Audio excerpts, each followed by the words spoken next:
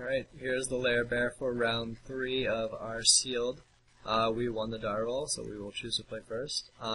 This hand is keepable. We'd like to draw planes before turn 2, but we have 2 playables really, so that's good. We won't mulligan.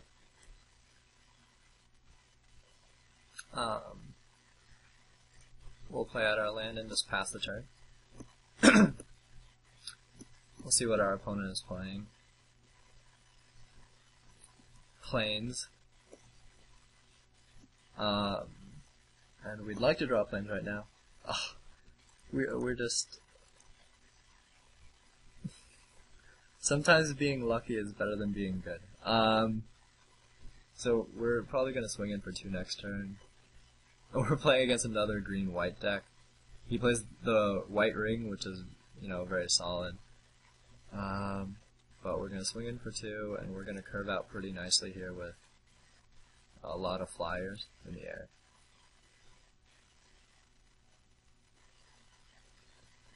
And we will play the Windrake. And pass the turn back. It costs 1 to equip there, so we'll see what he has for us, if anything. And he plays Crusader, so that's going to grow pretty big, pretty fast as he plays more guys, but he can't equip it this turn, so that's good for us. Here, there's actually no point in swinging with the Avacyn. Like, on the off chance that we'll block with it, it's better to swing in with the Windrake here. There's no reason to swing with both, because we're going to get in the same amount of damage either way with the Exalted triggers. And then here we're going to play the Tower-End's Invocation. That card is so good. Tower-End's Invocation is ridiculous. And we will pass the turn back. And then if we draw another planes, we can just completely curve out with another Sarah Angel and get in with all the flyers that we can. Here, we'll see if he decides to equip up and swing. He'll probably play out a guy before he swings. I will not trade a Drake for that, because at this rate he's on a 3-turn clock. And he plays Force Mage.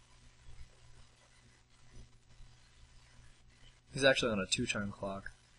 He's going to swing in for 4. And we'll go down to 16, which is fine with us. And here we're just going to swing in with all our flyers. I don't think there's a point in really playing Show of Valor right now. We'll just swing in with everything. Here, drop him down to 7.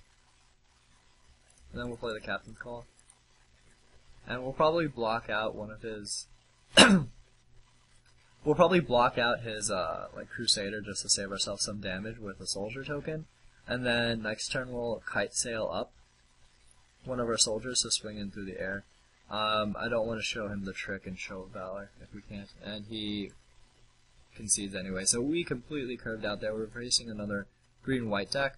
I do think the white is going to be better here because, once again, it gives us more flyers with a Griffin Protector and Arctic Haven. Also, if he's green-white, he may have some big creatures for Intrepid Hero. Last game we brought in an Essence Scatter, and I think we took out the Captain's Call, which I'm not a huge fan of in this matchup. The 1/1s don't do a ton, so I think we can do that again. I like the Essence Scatter in this matchup to counter any big guys that we may not be able to deal with at the time. Because all Captain's Call is going to do at that point is really... it's honestly not going to do much. So here, we're just going to submit. What I was saying is Captain's Call is not going to do much. It's going to buy some time in chump blocking, but Essence Scatter is actually going to deal with that problem. Also, Essence Scatter and Unsummon is a 2-for-1 removal spell for us. If we can unsummon a creature, that's a problem, and then counter it when he plays it again. So we'll see what he's doing. Basically, I think the white is definitely the right choice here. It's just stronger with Sarah Angel and Intrepid Hero over the black. The black is also very solid, though. It's something to definitely consider, but, you know, with all of our flyers, I think that's a good theme to have with our deck. And we'll see what we can do here with him. He's sideboarding a lot, it seems, so maybe he's like switching colors into another, kind of deck, but we'll see. I'll actually pause the video right now, so that way you guys don't have to wait for him to come back. So, I'll unpause it. Oh, nope, we're back anyway, so there you go. That worked out nicely. Here, we have the Essence Scatter, so we can counter a creature. We're on the draw, and we do have a 3-drop and a 4-drop, so if we draw enough lands, we should be okay. Stormtide Leviathan is like a mold of 6 anyway, and if this were our mold of 6, I would keep. So, because Stormtide Leviathan we're not going to get to for a while, considering our hand. So it's like almost like we don't have that card. And if we mull to 6, this hand would be perfectly fine. And there's no reason to lose that last card, so we're not going to mulligan here.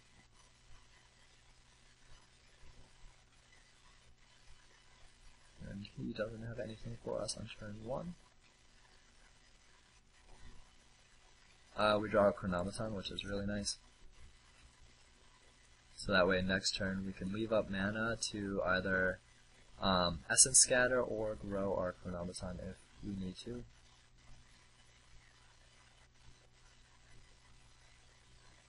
And he boarded in blue, so he sideboarded out the green, I suppose, to really try to get in. Here, we're going to leave up the Essence Scatter and grow our Chronomaton if we want to. We're not going to swing in because we would really just want to make it larger. If we can. And he has, for us, a Crusader of Ordric. I think we can let that go. I'm okay with that. It's just a 1-1 right now. I'm not afraid of that, honestly. Here we're just going to grow our Chronomaton. No, there's no point in not. This turn, I think we're going to swing in and then play the Watercourser.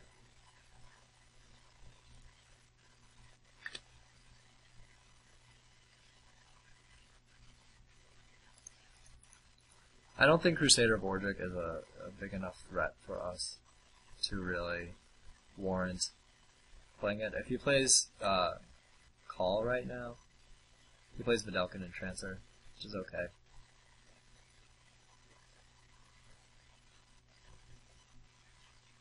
So he's going to start milling us. We draw another island, which is okay for us. Here we're going to play out the Griffin Protector. I don't think we can swing in with either of our guys right now. So we're just going to play out the Griffin Protector and start getting in through the air, hopefully.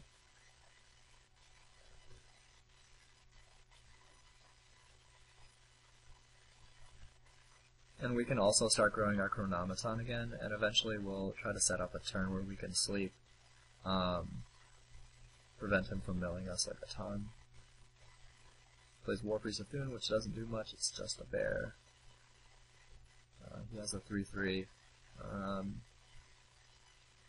and he's probably just going to mill us, which is okay.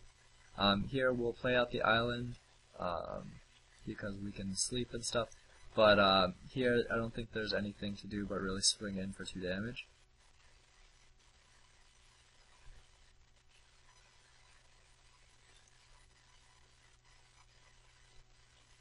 That is fine with us. And he will mill us. See what he gets. He gets Avon Squire and a Kite Sail, which a Kite Sail would have been really nice for us, because then we could have Kite Sailed up our Watercourser and start getting in for a lot of damage, because we could always, like, reverse pump it. I don't know what you would actually call that. We'll see what this is. Harbor Serpent, which is exactly why we saved that Essence Scatter, because that would put us on a pretty nice clock. And we basically time-walked him there. He's going for the mill plan. He hasn't been swinging. If he wasn't, he would have swung last turn with the Crusader, which is exactly why I wanted to save that Essence Scatter, because the Crusader of Ordric isn't that big a deal. And we forgot to, we forgot to pump up our Chronomaton that last turn. That was definitely a huge mistake. I was talking too much about how we made the right play with saving the Essence Scatter that I completely forgot to pump up the Chronometon. That was a really bad mistake on my part. I do apologize. That's a pretty big deal. Because we would have been able to get it next turn with it would have been a 4/4. That was just a bad mistake. Plays Welkin turn.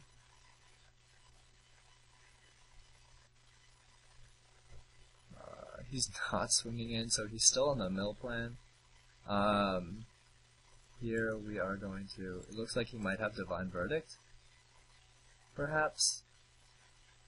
That does indeed look like what this is. I still think here, if he wants a Divine Verdict, we can still Griffin Protector. I don't want to swing in with the Windrake because that'll be good damage later on, so I'm just going to play the Serra Angel now. If he has a Divine Verdict, he has to choose whether he wants a Divine Verdict the Griffin Protector this turn, or the Serra Angel next turn. And next turn we're probably going to set up a Sleep. So.